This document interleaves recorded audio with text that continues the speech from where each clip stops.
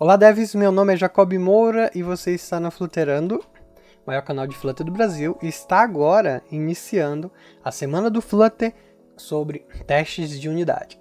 A Semana do Flutter é quando a gente tira um período de uma semana com vídeos todos os dias para falar sobre um determinado assunto. Então a gente tenta movimentar na comunidade, movimentar aqui no canal no YouTube, a gente tenta fazer com que todos falem sobre o assunto aqui específico, para que a gente possa aprender junto. E testes de unidade é um tema muito importante porque vai ser te exigido num trabalho.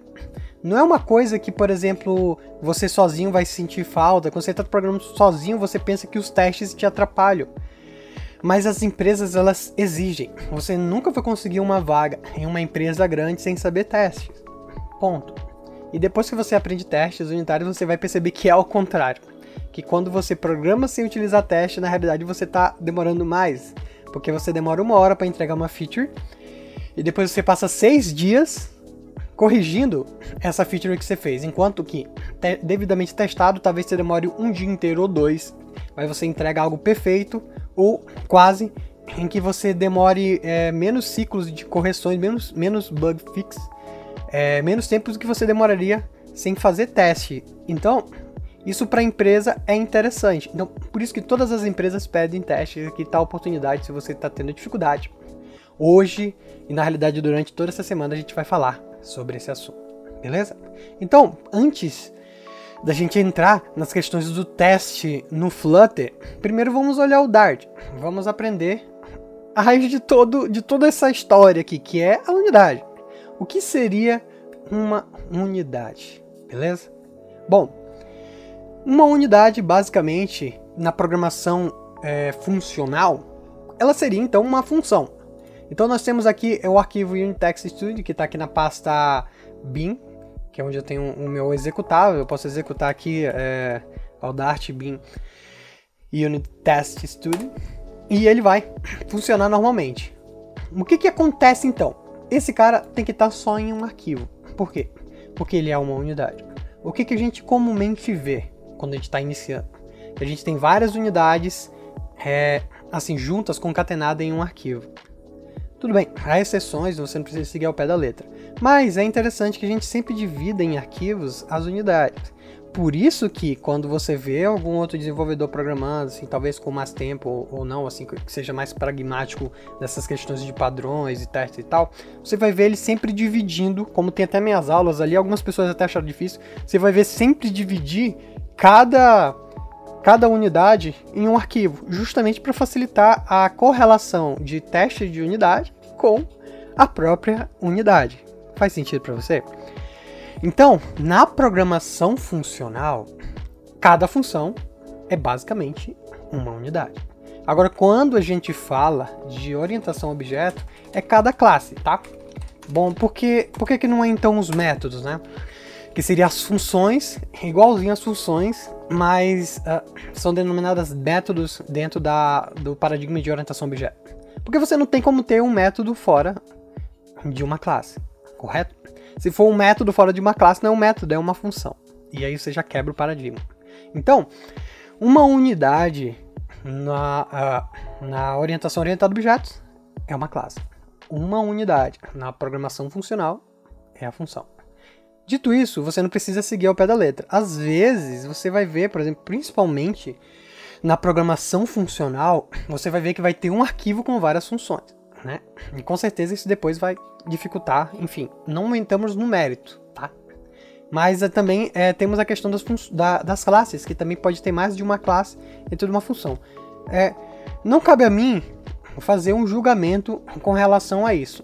Eu prefiro dividir para facilitar a manutenção depois e também, de novo, ter essa correlação de teste, porque a gente vai ter arquivo de teste e a gente vai poder ter um relacionamento direto da classe person, vai ter o arquivo person test. Então eu vou ter uma correlação só de bater o olho. Para mim fica fácil de olhar assim. Então vamos constituir essa classe só para a gente ter um exemplo aqui mais pragmático. Eu vou ter aqui obviamente, o que é uma person? Eu tenho um name. Eu tenho, obviamente, uma função de altura, pode ser, né? Ou de idade, né? Pode ser age. Enfim, vou aqui pegar aqui int age. E eu vou ter também um height, que é a altura, né? Eu vou colocar em double.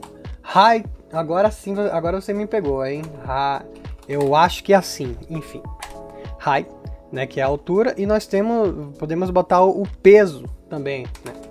Que é o weight, né? Talvez seja assim, talvez eu esteja errado, tá bom? Mas eu acho que é. Então vou deixar assim, o importante aqui é o conceito, não o nome das variáveis, tá?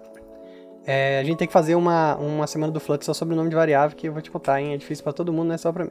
Tá, eu estou usando no safety já, tá? Então, já estou tendo acesso a palavra reservada required, que aí sim eu vou poder tornar todos esses caras aqui requeridos, tá? Para me construir. Então, temos aqui então uma unidade, temos aqui outra unidade de 2 paradigmas aqui dentro, né? O mais certo, então, é eu separar esses caras aqui. Eu vou colocar aqui dentro da pasta livre, vou criar um arquivo chamado person.dart e vou passar o person para lá. E pronto, agora eu tenho uma divisão melhor. Depois você vai ver que isso faz uma bela diferença. Então, o que se constitui um teste dessa unidade? É basicamente eu testar algum comportamento específico dele.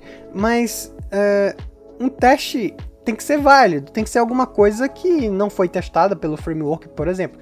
Se você fizer algo assim, ó, por exemplo, um teste nada mais é do que um comparativo de um valor que você queira, que você denomina como certo, e esse valor ele vai ter que atingir ali o resultado esperado. Então, basicamente, você vai fazer uma comparação, né? O valor esperado com o valor que realmente veio, né? Por exemplo, aqui, ó, minha idade é 29, então meu peso, minha altura, não se assustem, é 1,77. Na verdade, vocês vão se assustar mais com o peso, que é 64,4. Sim, eu sei que eu estou desnutrido. Então, um teste não é válido se eu fizesse isso aqui, né?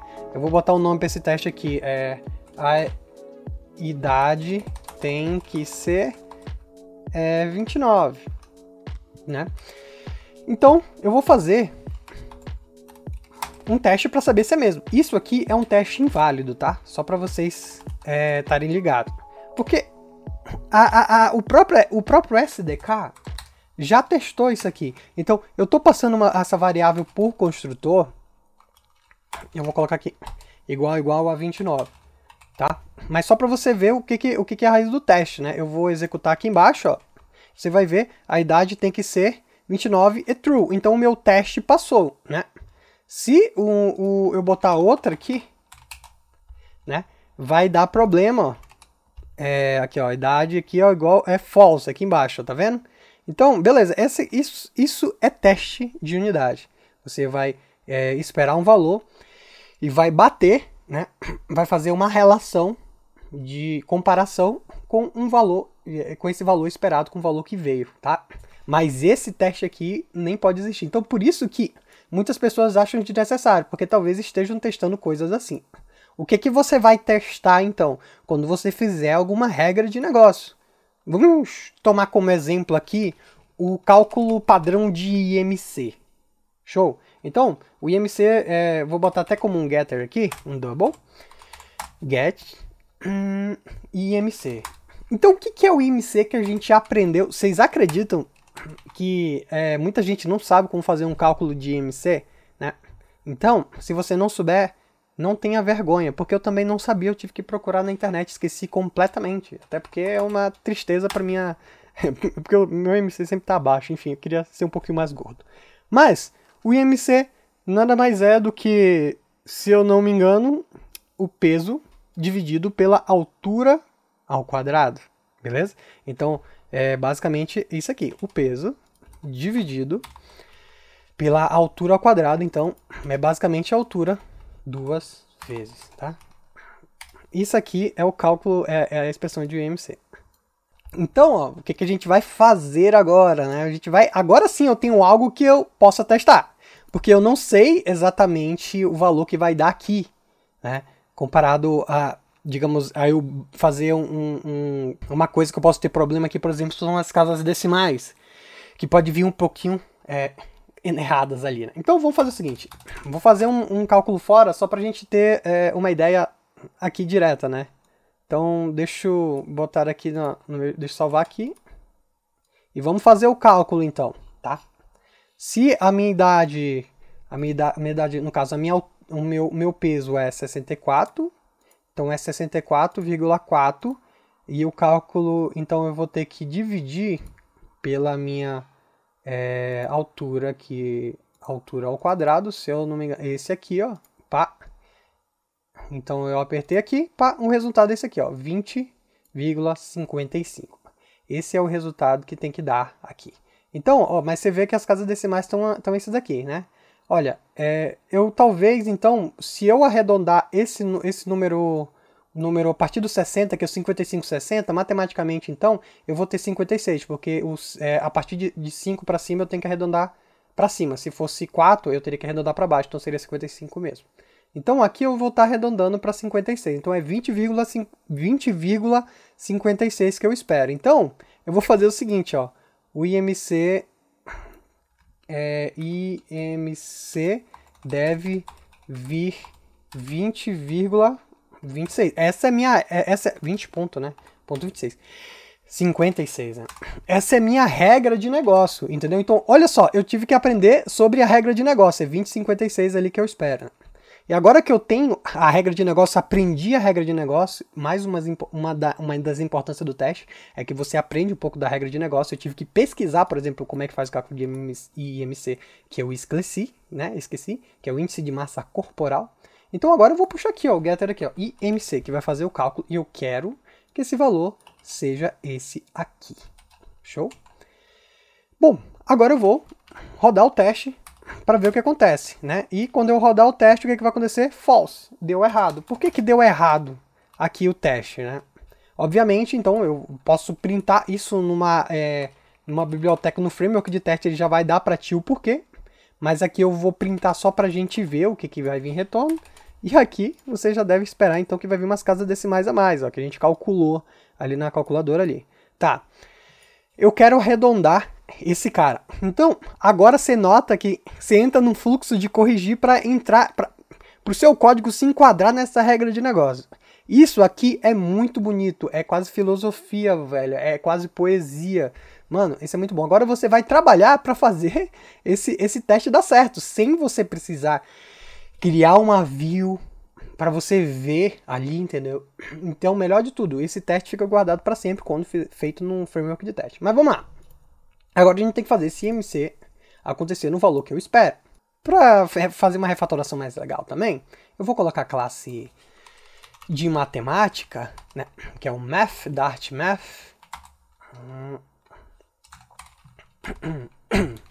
As math. E aí, ó, o math a gente vai usar, em vez de ter esse negócio aqui, a gente vai usar o ponto .pol. Que, se você não sabe, é exatamente fazer essas contas aí com exponencial. Então, se é a minha altura ao quadrado, eu boto aqui a minha altura ao quadrado. Ó, que facilidade. Bacana demais aqui, né? Então, eu tenho esse cara aqui. Obviamente, ele vai dar o valor certinho de novo, ó. Quer dizer, certinho não, vai ser o valor que eu espero, né? Mas agora eu tenho que arredondar esse cara. Então, eu vou fazer o seguinte, ó. Vou botar esse retorno aqui embaixo, vou fazer esse cara vindo numa variável aqui, né? Chamada... Opa, botei aqui errado. Var result.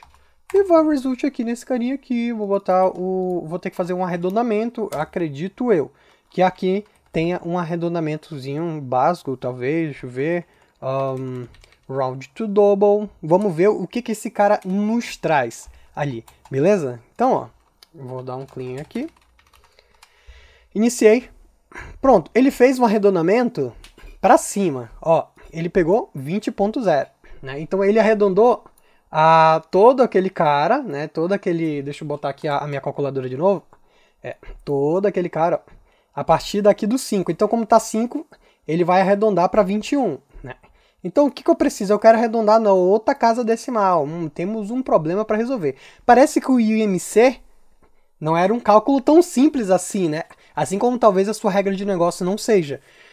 Por isso que talvez você pegue muitos bugs, porque você nunca parou para olhar a imensidão talvez, entender a tua regra de negócio da maneira que ela deve ser feita, né? Então, os testes te fazem ter essa visão. Agora a gente vai ter que resolver esse problema. Como que a gente vai resolver esse problema aqui?